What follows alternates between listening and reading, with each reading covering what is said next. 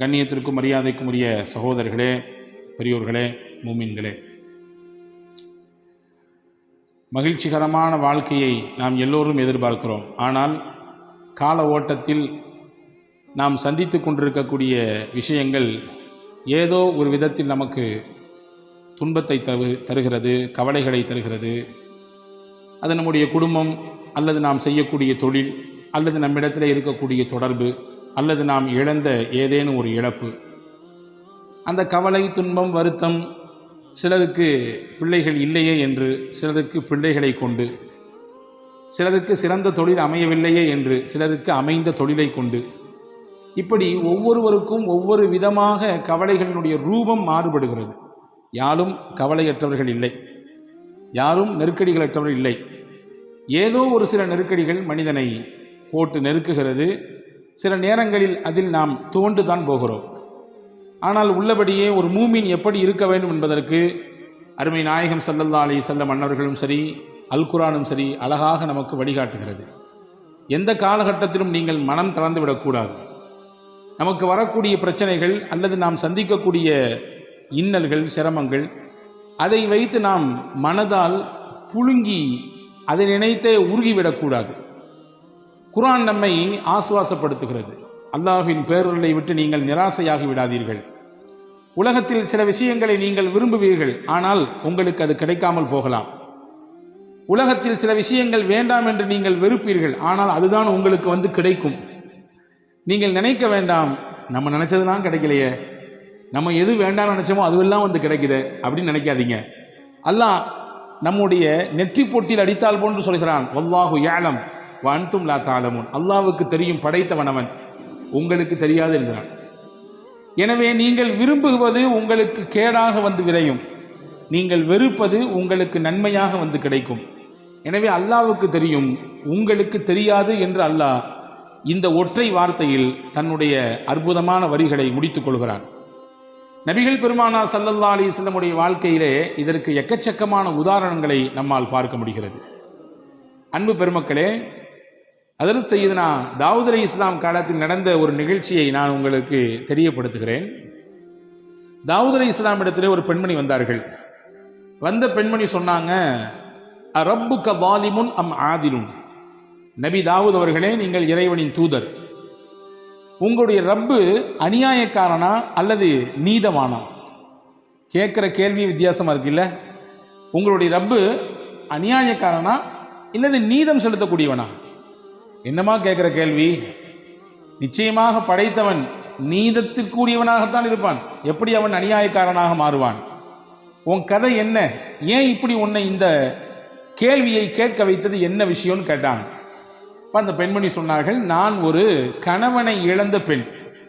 என்னுடைய கணவன் வஃபாத் ஆகிவிட்டார், இறந்து விட்டார். நான் ஒரு விதவை பெண். மட்டுமல்ல, எத்தீமான 3 பெண் பிள்ளைகளுக்கு தாய். நான் 3 பெண் பிள்ளைகள் நான் தான் பராமரிச்சுட்டு இருக்கிறேன்.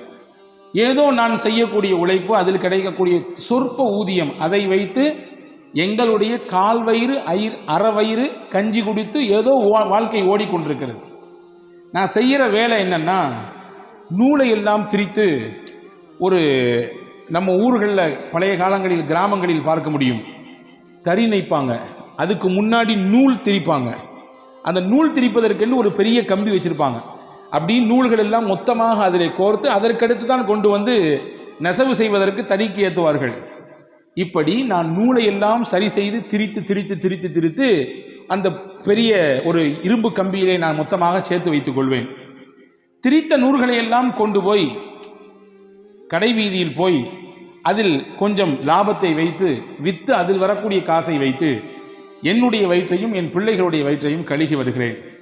நேற்றைய நாள் நான் நூலை திரித்து எடுத்து பஜாரிலே கொண்டு விற்கலாம் என்று போனால், திடீரென்று எங்கிருந்தோ ஒரு பெரிய கழுகை போன்று உண்டான அமைப்பில் ஒரு பறவை அந்த நூலையும் அந்த மொத்த இரும்பு கம்பியையும் மொத்தமாக தூக்கிவிட்டு போய்விட்டது.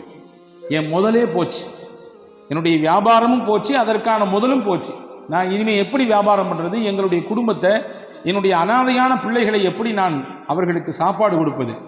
பசியோடு பட்டினியோடு நிற்கிறேன். எனவே தான் நான் கேட்டேன், நாங்கள் இப்படி தானே இவ்வளோ கஷ்டப்பட்டு சம்பாதிக்கிறோம், கொஞ்சம் கொஞ்சம் தானே சம்பாதிக்கிறோம், அந்த காவயிறு அறவயிறு சாப்பாடு தான் நாங்கள் போய்கிட்டு இருக்குது. இது கூட உங்கள் இறைவனுக்கு பிடிக்கலையா? அநியாயமா இது? எனவே தான் நான் கேட்டேன் என்று அந்த அம்மா சொல்லிச்சு. அதாவது தாவூத் அலைஹிஸ்ஸலாம் சொன்னாங்க, கொஞ்சம் பொறுமையா இருமா, எதை செய்தாலும் அல்லாஹ் அதற்கு நியாயம் வைத்திருப்பான். மூமீன்கள் பொதுவாக நமக்கு வலுதரக்கூடிய வசனங்கள் நிறைய இருக்குது குர்ஆனிலே. அதிலே ஒரு விஷயம்தான், ஒரு வசனம்தான் நம்ம எல்லாருக்கும் தெரிந்த ஒரு அத்தியாயம், சூரத்து அலம் நஷ்ரஹ். அந்த அலம் நஷ்ரஹிலே அல்லாஹு தஆலா நீங்கள் கவனித்து பார்த்திருப்பீர்கள், ஒரு விஷயத்தை 2 தடவை மடக்கி மடக்கி சொல்றான். பார்த்துருக்கீங்களா? இன்ன மஅல் உஸ்ரி யுஸ்ரன், இன்ன மஅல் உஸ்ரி யுஸ்ரா. ஒரே கருத்து தான், ஒரே வார்த்தை தான், அல்லாஹ் 2 தடவை சொல்றான். திருக்குர்ஆனில் 6200 சொச்சம் வசனங்கள் இருக்கிறது. ஒரு சில அறிவிப்புகளிலே கூடுதல் குறைவு. ஆனால் எந்த வசனமும் தேவையற்றது, இது அதிகப்படி, இது இந்த இடத்துல சொல்லாமல் தான் நல்லா இருக்கும் அப்படின்னு எதையும் சொல்ல முடியாது. திருக்குர்ஆனின் ஒவ்வொரு எழுத்தும் ஒவ்வொரு வசனங்களும் அர்த்தம் உள்ளது, வீணானது இல்லை. அப்படி என்றால் ஏன் ஒரு வசனத்தை அல்லாஹ் 2 தடவை சொல்ல வேண்டும்? ஒரே கருத்தை ஏன் 2 தடவை மடக்கி சொல்ல வேண்டும் என்றால், அறிஞர்கள் சொல்கிறார்கள், உங்களுக்கு அல்லாஹ் ஒரு கஷ்டம் கொடுத்தால் 2 சந்தோஷம் தருவான். உங்களுக்கு ஒரு நெருக்கடி வந்தால் 2 மகிழ்ச்சி வரப்போகிறது. உங்களுக்கு ஒரு இழப்பு என்றால் 2 சந்தோஷம், 2 வரவு வரப்போகிறது. இதுதான் உண்மை. இதற்காக வேண்டிதான் அல்லாஹ் 2 தடவை சொல்கிறான். இப்போ சொன்னாங்க தாவூத் அலைஹிஸ்ஸலாம், கொஞ்சம் பொறுமையாரி, நீ வார்த்தையை விட்டுறாத. சில சமயங்களில் கோபத்தில் அல்லது ஏதாவது ஒரு பதட்டத்தில் வார்த்தையை விட்டு விடுகிறோம், விட்டு அதற்கு பின்னால் யோசிக்கிறோம், தவிக்கிறோம். ஆஹா, அப்படி சொல்லிட்டு கூடாதே என்று நினைக்கிறோம். தாவூத் அலைஹிஸ்ஸலாம் கொஞ்சம் பொறுமையாரிமா, கொஞ்சம் உட்காருமான்னாங்க. ஒரு ஓரத்தில் உட்கார்ந்தாங்க அந்த அம்மா. கொஞ்ச நேரத்தில் திடீரென்று ஒரு 10 வியாபாரிகள் வந்தார்கள். வந்தவர்கள் தாவூத் அலைஹிஸ்ஸலாம் இடத்திலே வந்து, நாங்கள்லாம் கடல் வணிபம் செய்யக்கூடியவர்கள், கடல்ல போய் முதல்ல போட்டு எடுத்து வந்து சரக்கு எடுத்து வந்து ஊரில் விற்பனை செய்யக்கூடியவங்க. அப்படி நாங்கள் வியாபார சரக்குகளை எல்லாம் வாங்கிட்டு ஒரு சின்ன படகிலே நாங்கள் ஏறி வந்து கொண்டிருந்தோம். வந்து கொண்டிருக்கக்கூடிய சமயத்திலே கடுமையான காற்று, கடுமையான அனல் பறக்கக்கூடிய சூறாவளி காற்று. அந்த சூறாவளி காற்றிலே நாங்கள் வந்து அந்த சின்ன படகு அங்கிட்டும் இங்கிட்டும் சாய்கிறது. எங்களுக்கு பயம், நாங்களும் மொத்தமாக மூழ்கி போவோமோ அல்லது நாங்கள் கொண்டு வந்த மொத்த சரக்கும் வீணாய் போய்விடுமோ. சரி, சரக்கு போனாலும் பரவாயில்ல, உயிர் காப்பாற்றப்படணுமே. சரக்கு போனாலும் அடுத்து சம்பாதிச்சுக்கலாம், எங்க உயிர் போச்சுன்னா. உடனே நாங்கள் 10 பேரும் சேர்ந்து அல்லாஹ்விடத்திலே ஒரு நியத் செய்தோம். நதிர் என்று சொல்வார்கள் அரபியிலே. இதற்கு தமிழிலே புரிவதாக சொன்னால் நேரிச்சை. அல்லாஹ்விற்காகவே நாங்கள் நேரிச்சை செய்தோம். என்ன நேரிச்சை செய்தோம்? இறைவா, இந்த கஷ்டத்திலிருந்து எங்களை நீ காப்பாற்றி விட்டால், இந்த சிரமத்திலிருந்து எங்களை நீ மீட்டெடுத்து கொண்டு வந்து கரை சேர்த்தால், எங்களிலே தலைக்கு ஒருவர் 100 தங்க காசு, தலைக்கு 100 தங்க காசு என்ற வீதத்திலே 1000 தங்க காசுகளை உன்னுடைய பாதையிலே நாங்கள் சதகா செய்வோம் என்று நியத் செய்தோம். நியத் செய்து அல்லாஹ்விடத்திலே துவா செய்தோம். ஒன்றை நீங்கள் ஆழமாக எப்பொழுதுமே உள்வாங்கிக் கொள்ள வேண்டும். நம் மனதிலே எப்பொழுதும் இந்த வார்த்தை இருக்க வேண்டும். நாம் கேட்கிற எந்த துவாவும் வீணாகாது. வாழ்க்கையில் எந்த துவாவும் வீணாகாது. கிடைப்பதற்கு முன்பின் ஆகலாம்.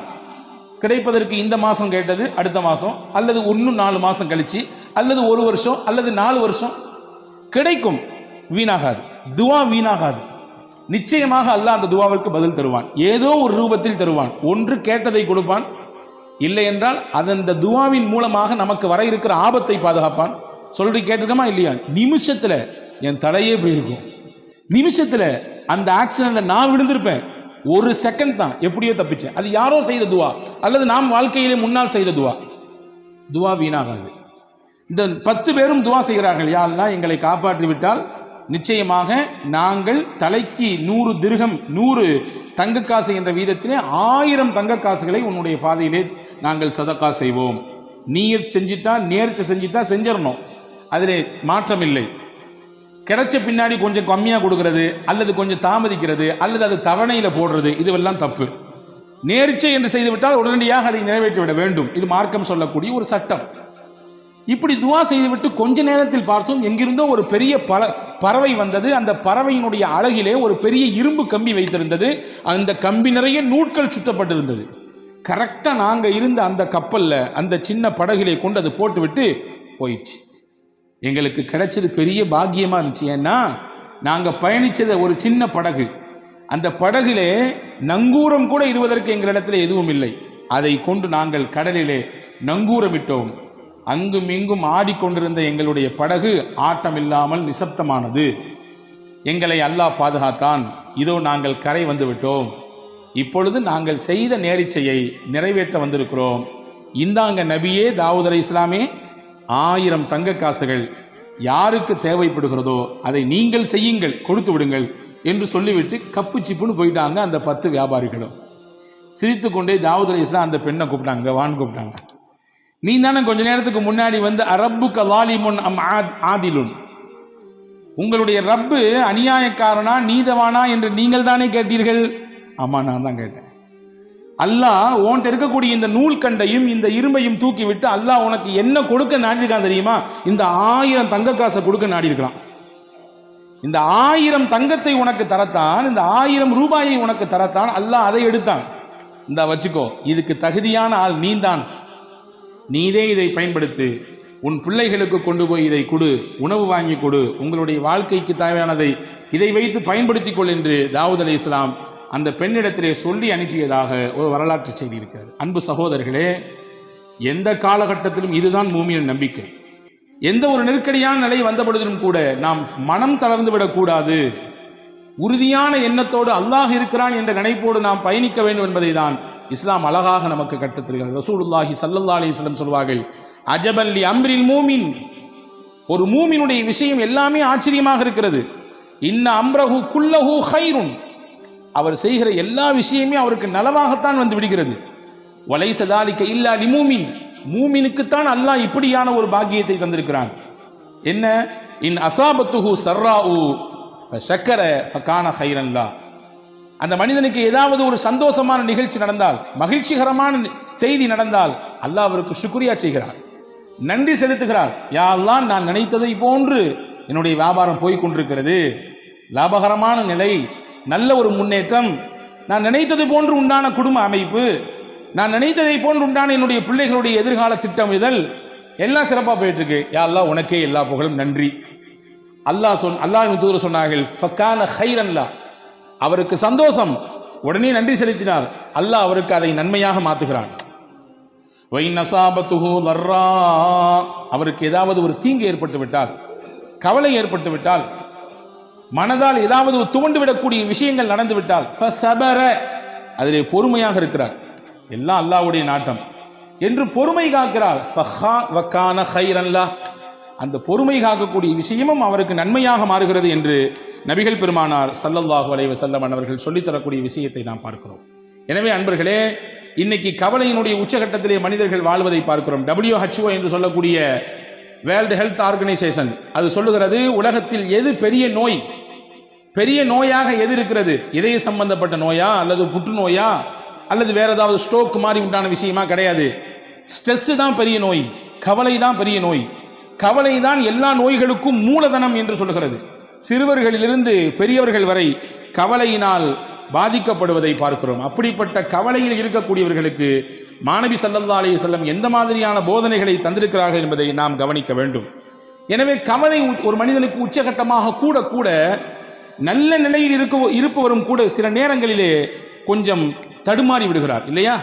பெரும் பெரும் பிரபலங்கள், பெரிய பெரிய துறை சார்ந்த வல்லுநர்கள், பெரிய பட்டதாரிகள், அவர்கள் கூட கடைசியிலே தனக்கு ஏற்படக்கூடிய இறுக்கத்தினாலே தன் வாழ்க்கையே முடிக்கக்கூடிய எல்லைக்கு போய் நிற்கிறார்கள். ஆனால் மார்க்கம் அதற்கு ஒருபொழுதும் அனுபவிக்கவே இல்லை. அல்லாஹ் அல் குர்ஆனிலே அழகாக சொன்னான்.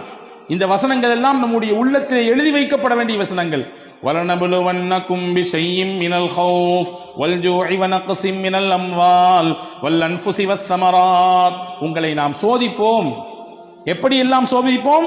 மினல் ஹௌஃப், பயத்தை தருவோம், வல்ஜூ, பசியை கொடுப்போம், வனக்ஸிம் மினல் அம்வால், உங்களுடைய பொருளாதாரத்தில் இழப்பை ஏற்படுத்துவோம், வல் அன்ஃபுஸ், உங்களோடே சுத்தி சுத்தி வந்தவர்கள், உங்கள் உறவுக்காரர்கள், உங்களுடைய நண்பர்கள், உங்களுக்கு அறிமுகமானவர்கள், சொல்லப்போனா உங்களுடைய ரைட் ஹேண்ட்னு சொல்ற அளவுக்கு, உங்களுடைய வலதுகை என்று சொல்லும் அளவிற்கு இருப்பவர்கள் பொசுக்குன்னு இறந்துடுவாங்க, திடீர்னு இறந்து போயிடுவாங்க. இதுவெல்லாம் சோதனையின் ரூபங்கள்.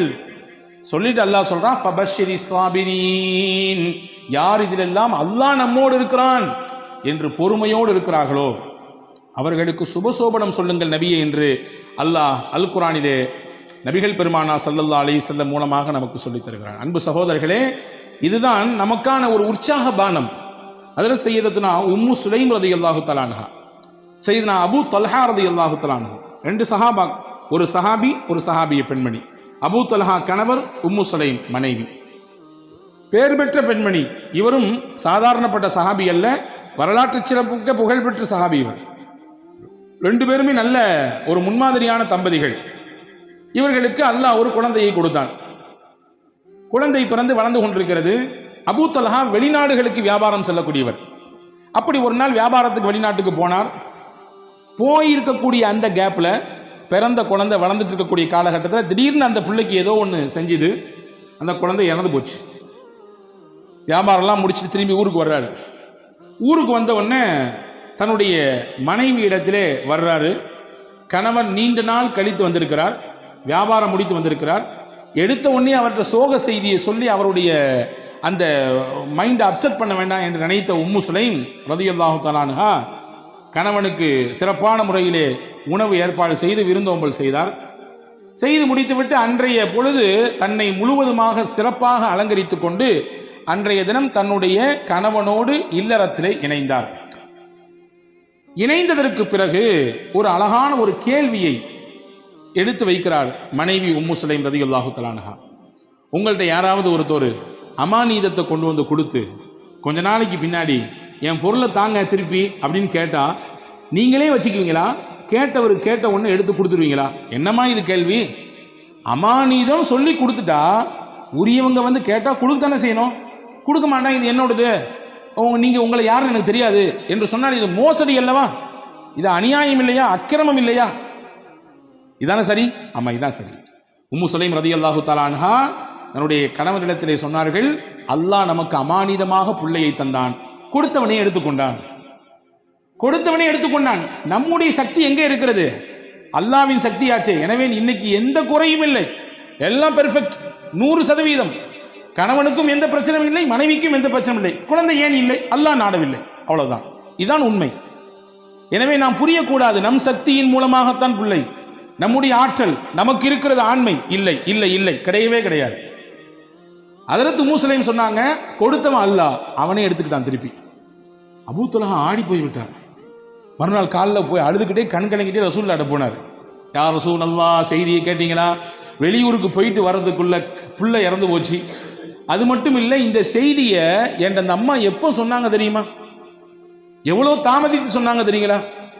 எனக்கு வருத்தம் தானே இது என்று ஹஜ்ரத் அபூ தல்ஹா ரலியல்லாஹு அன்ஹு ரசூலுல்லாஹ்விடத்திலே சொன்ன பொழுது ரசூலுல்லாஹ் அழகாக ஒரு துஆ செய்தார்கள். பாருங்கள், நபியினுடைய துஆவுக்குரிய சக்தியை பாருங்கள். அல்லாஹ் நமக்கு எடுத்த விஷயத்திலே நாம் கொஞ்சம் பொறுமையாக இருந்தால் தரக்கூடிய பிரதிபலன் நம்மை ஆச்சரியப்படுத்தும், நம்மை அப்படி மெய்சிலிருக்க வைக்கும்.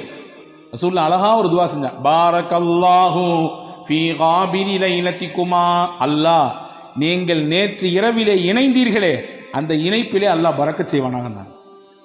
நீங்கள் இரவு நேற்று நீங்கள் கணவன் மனைவி இணைந்தீர்கள், அந்த இணைப்பில் அல்லாஹ் பரக்கத் செய்வானாக. அல்லாஹ் பரக்கத் செய்தான். அழகான ஒரு குழந்தை பிறந்தது.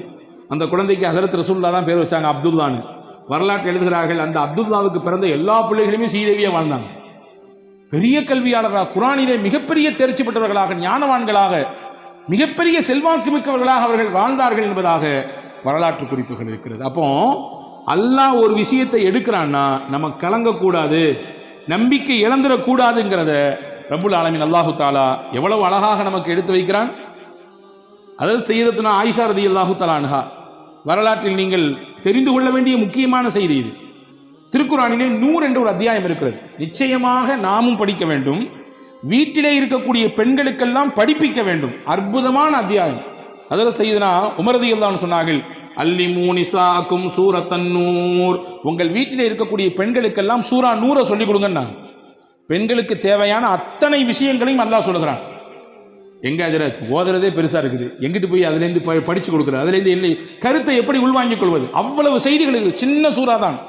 ஒவ்வொரு வீட்டிலும் இருக்கக்கூடிய பெண்கள் வாசிக்க வேண்டிய, பெண்கள் உள்வாங்கக்கூடிய, பெண்கள் தங்கள் வாழ்க்கையில் செயல் வடிவம் கொடுக்க வேண்டிய விஷயங்களை அல்லாஹ் அதிலே பதிவு செய்கிறான். அதிலே முக்கியமான ஒரு செய்தி இருக்கிறது. இஃப்கா ஆயிஷா என்று சொல்வார்கள்.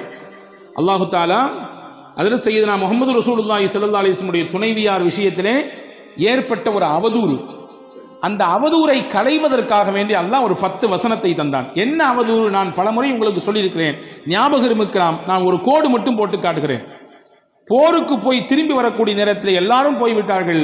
ஹஜ்ரத் ஆயிஷா அம்மாவட்டும் சுய தேவையை முடிச்சுட்டு வர்றதுக்குள்ளார எல்லாரும் காலி. கடைசியில எல்லாத்தையும் பார்க்கறதுக்காக நியமிக்கப்பட்டவர், ஏதாவது தவறவிடப்பட்டதா என்பதை பார்ப்பதற்கு நியமிக்கப்பட்ட சஃப்வான் மட்டும்தான் இருந்தார். ரசூலுல்லாஹி ஸல்லல்லாஹு அலைஹி வஸல்லம் அன்பு தோழர் சஹாபி ரலியல்லாஹு அன்ஹு. இவங்க ஆயிஷா அம்மாவை கண்டு ரசூலுல்லாஹ்வுடைய துணைவியார் என்பதை உறுதி செய்து தான் வந்த ஒட்டகையை அமர்த்தி வைத்து அதில் மேலே ஆயிஷா அம்மாவை உட்கார வச்சு கீழே பிடிச்சிட்டு நடந்து வந்தாங்க. ஒட்டகத்தினுடைய கயிறை பிடித்து கொண்டு நடந்து வந்தார்கள். மதீனாவுக்குள்ள என்ட்ரி ஆகும்போது முனாஃபிக்கின்கள்லாம் லட்டு சாப்பிட்ற மாதிரி இருந்துச்சு. இந்த நிகழ்ச்சி அல்வா சாப்பிட்ற மாதிரி. என்ன, எல்லாரும் போயாச்சு, முகமது ரசூலுல்லாஹ்வுடைய துணைவியார் மேலே உட்கார்ந்துருக்காங்க, கீழே வர்றது ஒரு அந்நிய ஆண் சஃப்வான்.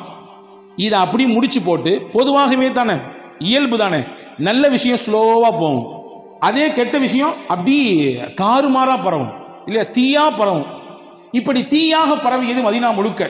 நாயகத்தின் துணைவியார் அன்னை ஆயிஷாவையும் ஹஜ்ரத் சய்யிதுனா சஃப்வான் ரலியல்லாஹுவையும் இணைத்து தப்பு தப்பாக பேச்சு. அல்லாஹ் இந்த நிகழ்ச்சி நீண்ட பட்டியல். அல்லாஹ் இதில் யாரெல்லாம் பங்கெடுத்தார்களோ அவர்களுக்கெல்லாம் உலகத்திலும் சோதனையை கொடுத்தான், ஆகிரத்திலும் நிச்சயமாக அதற்கான வேதனை உண்டு என்று குர்ஆனிலே சொன்னான். இந்த நிகழ்ச்சிக்கு அல்லாஹ் பாடம் சொன்னான். இது இல்ல, ஆயிஷா அம்மா மீது எந்த குற்றமும் கிடையாது, அவங்க பத்தினி, 10.5 மாத்து தங்கம், அவர்கள் ஒரு தூசு கூட அவர்கள் மீது படவில்லை, அவ்வளவு தூய்மையானவங்க. ஏன்னா தூய்மையானவர்களாக இருப்பதினாலே தான் நாயகத்திற்கு அல்லாஹ் துணைவியாக தேர்வு செய்தான், நாயகத்திற்கு மனைவியாக அல்லாஹ் தேர்வு செய்தான். அல்லாஹ்வால் தேர்வு செய்யப்பட்ட முடிவு அது. எனவே அவர்கள் 100% தூய்மையானவர்கள் அப்படிங்கிறத அல்லாஹ் குர்ஆனிலே 10 வசனங்களை கொடுத்து சொன்னான். இதுல என்ன செய்தினா, இந்த வசனங்களை துவங்கும் போது அல்லாஹ் துவங்குறான் பாருங்க. இன்னல்லதீன ஜாஊ பில் இஃப்கி உஸ்பத்தும் மின்கும் லா தஹ்ஸபூஹு ஷர்ரல் லக்கும் பல் ஹுவ கைருல் லக்கும்.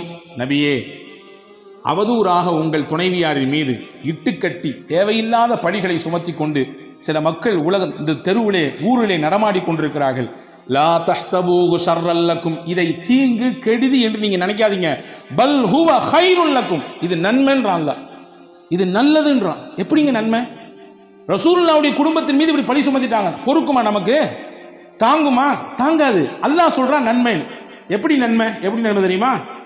நாயகம் இருக்கும் காலத்திலேயே இந்த நிகழ்ச்சி நடந்தது. எனவே அல்லாஹ் அருள் வசனங்கள் இறக்கி உண்மைப்படுத்திட்டான், தூய்மைப்படுத்திட்டான். எந்த பிரச்சனையும் கிடையாது, 100% ரொம்ப தூய்மையானவர்கள் அப்படிங்கிறத அல்லாஹ் குர்ஆனின் மூலமாக நிரூபித்தான். இந்த குர்ஆன் நபியின் காலத்திலே இறங்கியது அந்த வசனம். இன்னைக்கு நம்ம பேசுறோம், நாளைக்கு பேசுவாங்க, 10 வருஷம் கழிச்சு பேசுவாங்க, 100 வருஷம் கழிச்சு பேசுவாங்க.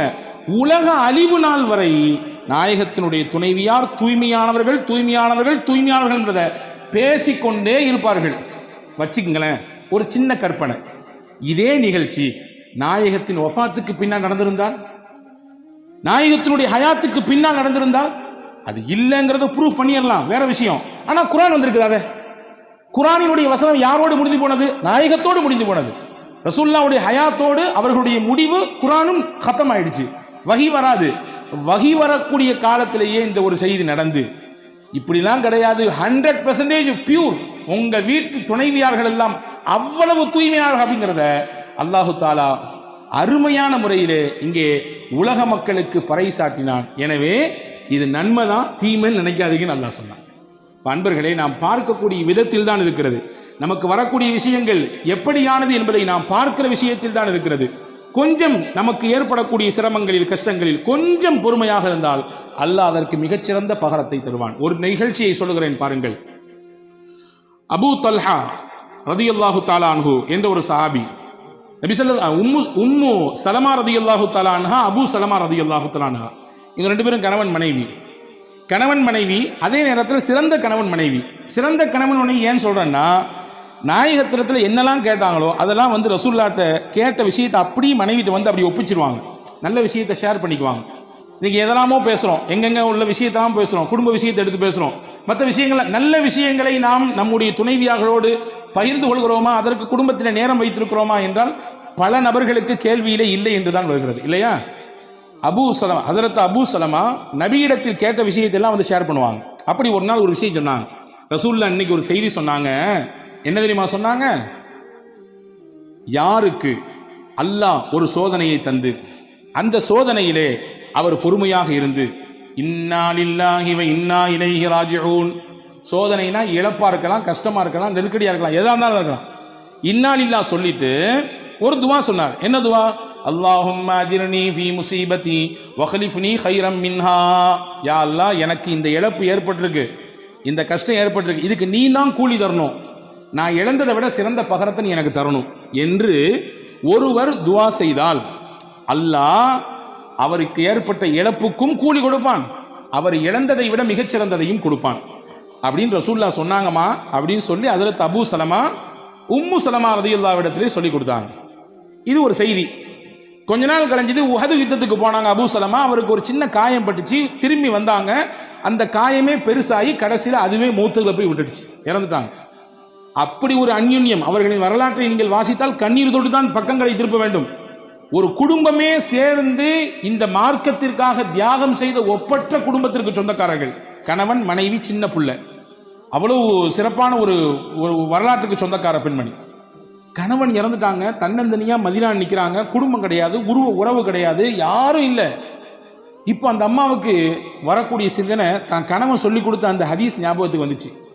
ஞாபகத்துக்கு வந்தவொடனே அந்த அம்மா அந்த ஹதீஸை அதை ஞாபகப்படுத்தி மறுபடியும் இன்னா லில்லாஹ் சொல்லிட்டு அல்லாஹும்ம அஜிர்னி ஃபீ முஸீபதி வக்லிஃப்னி கைரம் மின்ஹா இந்த துவா ஓதிட்டு சொன்னாங்க, ஐயு ரஜுலி கைரும் மின் அபீ சலமா. அபூ சலமா எனக்கு அப்படி ஒரு கணவர், அவரை மாதிரி உண்டா? அவர் இப்போ நான் இழந்துட்டேன், அவருக்கு நிகராக அல்லது அவரை விட சிறந்தவராக எப்படி யார் எனக்கு கணவராக வர முடியும் என்ற ஒரு ஆற்றாமையில் அந்த அம்மா வெளிப்படுத்தினாங்க. அந்த வார்த்தையை வரலாற்றில் எழுதுறாங்க. அந்த அம்மா சொல்லிட்டு சொன்னாங்களாம், என்றாலும் ரசூலுல்லாஹ் சொல்லியிருக்காங்க, அதில் 100 இல்லை 1000 லட்சம் அர்த்தம் இருக்கும், நான் அல்லாஹ்வுக்காண்டி பொறுமையாகிறேன்.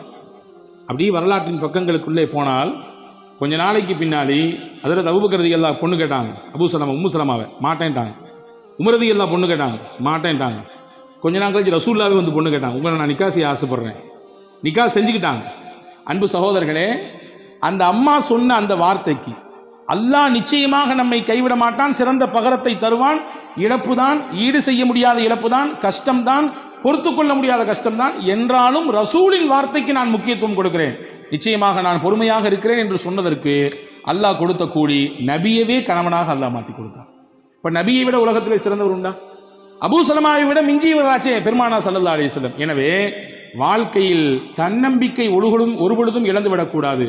சிரமங்கள் கஷ்டங்கள் வருகிற சமயத்தில் எப்படி ஒரு மனிதன் அதை கையாள வேண்டும், எப்படி தன்னுடைய வாழ்க்கைக்கு அதை அடுத்த கட்டத்துக்கு நகர்த்தி செல்ல வேண்டும், மொத்தமாக மனதால் துவண்டு எதையெல்லாமோ கற்பனை பண்ணிட்டு இப்படிலாம் நடந்துருமா இப்படிலாம் நடந்துருமா என்று யோசித்து கடைசியில் இருக்கிற வாழ்க்கையை நாம் சூனியமாக்கி கொள்ளக்கூடாது என்பதை மார்க்கம் அழகாக சொல்லித் தருகிறது. ஒரு 10 வயது சிறுவன் நடந்த உண்மை சம்பவம்.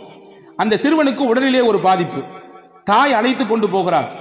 மருத்துவரிடத்தில் போய் எல்லாம் விசாரிச்சா கடைசியில் மருத்துவர் சொல்லியிருக்காங்க, புள்ள புற்றுநோயால் பாதிக்கப்பட்டிருக்காரு. அந்த அம்மாவால் தாங்க முடியல.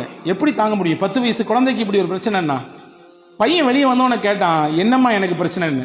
அம்மா சொல்லிச்சு, ஒன்றும் இல்லைடா தம்பி, உன் உடம்புல கொஞ்சம் பூச்சி இருக்காம்மா, வேற ஒன்றும் இல்லை அப்படின்னு சொல்லிச்சு. அந்த பையனுக்கு ஒரு இயற்கை பழக்கம் இருந்துச்சான், வீடியோ கேம் விளையாடுவான், எதையாவது ஷூட் பண்ணிக்கிட்டே இருப்பான். 6 மாதம் எந்த பிரச்சனையும் இல்லை. 6 மாதம் கழித்து மறுபடியும் ஹாஸ்பிட்டலுக்கு வர்றான். வந்த உடனே டாக்டருக்கு ஆச்சரியம், என்ன மிராக்கலாக இருக்குது, ஆச்சரியமாக இருக்குது, எந்த பிரச்சனையுமே இல்லை, எல்லாம் பியூராக இருக்கிறான் பையன், ஒரு புற்று கூடிய அந்த அடையாளமே தெரியலையே அப்படின்னு. அப்போ வெளியே வந்தோன்னு அம்மா கேட்டுச்சான், என்னடா தம்பி செஞ்ச நீ அப்படின்னு. நீ தான் சொன்னாலம்மா என் உடம்புல வந்து பூச்சி இருக்குன்னு.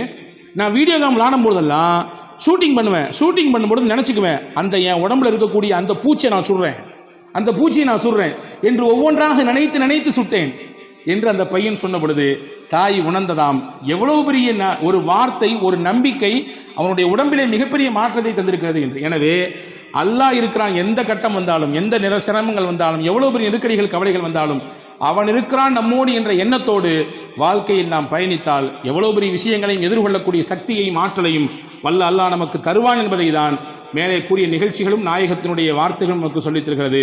வல்ல அல்லாஹ் அப்படிப்பட்ட உயர்ந்த நற்பாக்கியத்திற்குரிய சிந்தனையோடு வாழக்கூடிய நற்பாக்கியத்தை உங்களுக்கும் எனக்கும் எல்லா மக்களுக்கும் அல்லாஹ் வழங்கல் புரிவானாக. ஆமீன். வாஹிரு தஅவானா அல்ஹம்துலில்லாஹி ரப்பில் ஆலமீன். அஸ்ஸலாமு அலைக்கும்.